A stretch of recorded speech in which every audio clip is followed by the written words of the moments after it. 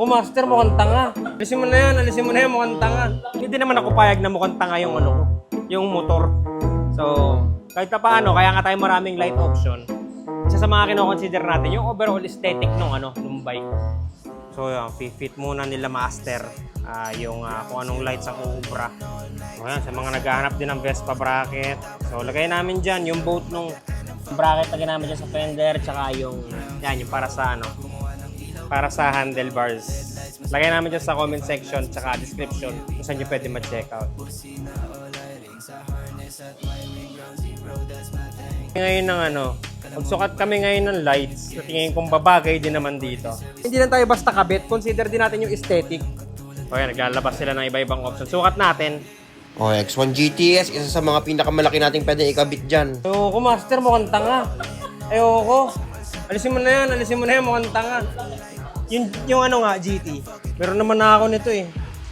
Ito, papasa pa ng konti eh. GT. Pero sige, tornilyo mo para makita. Yung isa ayoko, lapat pa lang ayoko na. Ako yung maselan nilang customer ngayon. Sanay naman sa maselan na client ng mga to, pero ngayon ako yung maselan na client nila. Pwede. X1 GT, tsaka T1. Yung T1 kaya sa inner side. Tatama pag sa inner side. Ay, wag. Dapat may yuko yan. Yuyuko yan, taas niyan eh. Ikaw, tingin mo. Kung sa'yo yan, T1 ka. Yung ano, yung T1. Pagkinig na mo, no? Kasi ako nga, ang balgi naman. Tsaka meron naman nito eh. Since meron ako nito, ito malakas to. Ito yung pang center ko eh. Okay lang, T1 na lang. Ang mas pogi eh. Sige, ito tayo to. Okay din to.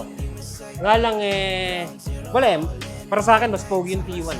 Your bike, your rules. X6 natin. Tapos, ito yung ano, T1. Oh, Saint-Luthier lens lahat yan. Siyempre, powered by ground zero wiring harness kits pa rin yan. Ayan o. Ayan o. Oh, yan.